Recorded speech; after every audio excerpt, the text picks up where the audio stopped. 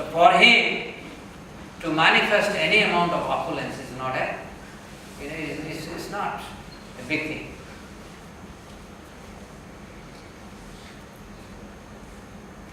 This is the key point of Krishna is supremely independent.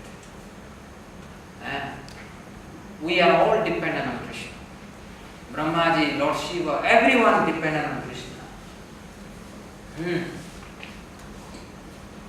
So Absolute Truth has many traits. He is source of everything, he is all cognizant, he is all pervading. But he as absolute independent person ultimately defines his absolute supremacy. Only he alone is absolutely independent. Everybody else are dependent on him.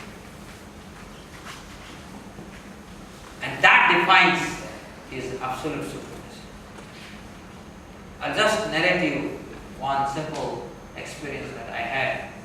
I was telling you the place where we are trying to establish a Vedic school. There we had this Ananta Sesa Sthapana. I don't know whether you people know this. Whenever you build any kind of Vedic structure, you have to invoke Ananta Sesa, because it is the Ananta Sesa who by his internal potency sustaining all these universes. In fact, all universes, planetary systems, they are floating because of the internal potency of Ananta Sesa. He is the expansion of Krishna. And this Ananta Sesa Sthapana was there. So we had invited that time the cabinet minister from UP. So he came, and we have many dignitaries, including many sannyasis and big sadhus.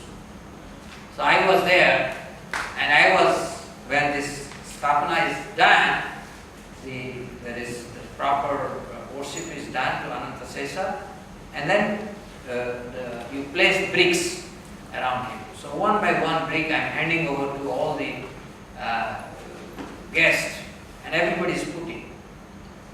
And finally, almost Ananta Sesa is about to be closed. Finally, one brick has to be put in.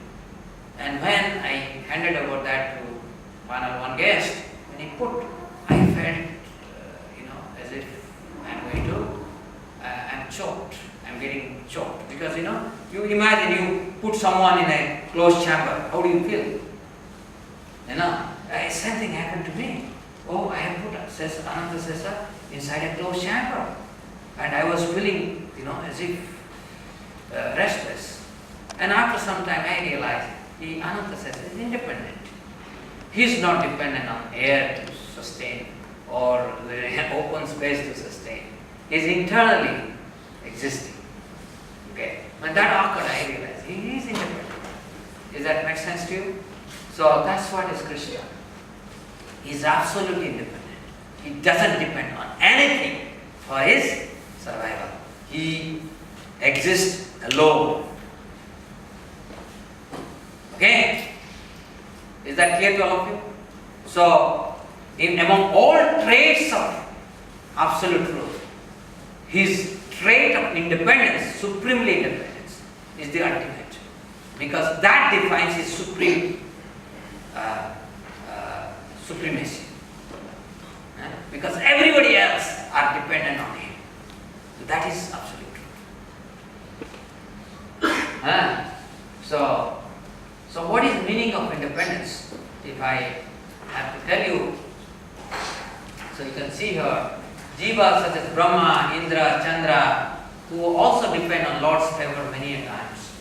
Even if Lord Shiva is the father of this material world, he gets subjected to illusion. And this happened in Mohini Murti.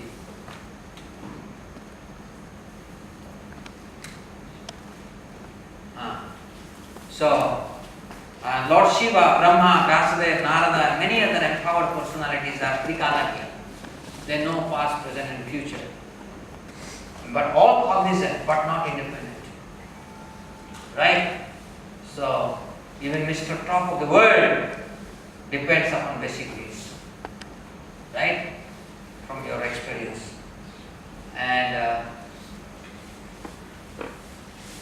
so here, you see, your IITK rests in India, India rests on Earth, Earth rests on solar system, solar rest in Milky Way, and like that there are superclusters of universes, and they all rest on Mahavishnu, and Mahavishnu is just one expansion of Sri Radha and Krishna. So if you see that, he is the ultimate independent personality. Okay? So Krishna is supremely independent person. Both conscious space and material space are within Krishna's personality. I have already told about this. So I will not go because this is a little philosophical. I'll skip it later for later discussion. Infinitely pure.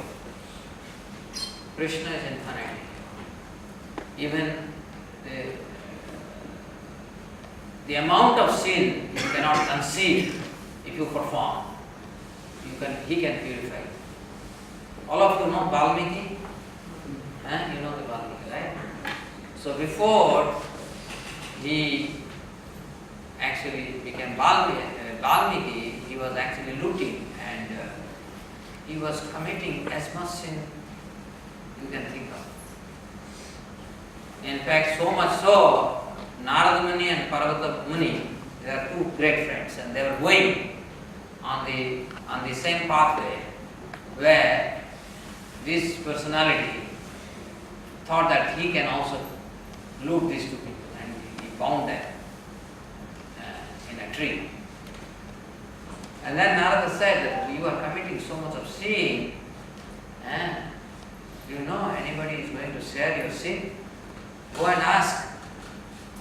So he went and asked his relatives and everyone, will you share my sin? Everybody said, why should we share? Yours. Yours is yours. So he comes back and says, sir, please help me to get rid of my sin. And this is what happens when you associate with the sadhu. In some way or other. Here, he was disrespecting this sadhu. He wanted to loot these two sadhus called Narada and Parvata. He bound them to a tree. But they told him, you chant Rama, Rama, Rama. But this fellow was so sinful, he could not chant Rama. So that's why they told him to chant Mara, Mara, Mara, Mara. But when you chant Mara, Mara, Mara, continuously, there is also a sequence of Rama, Rama, Rama.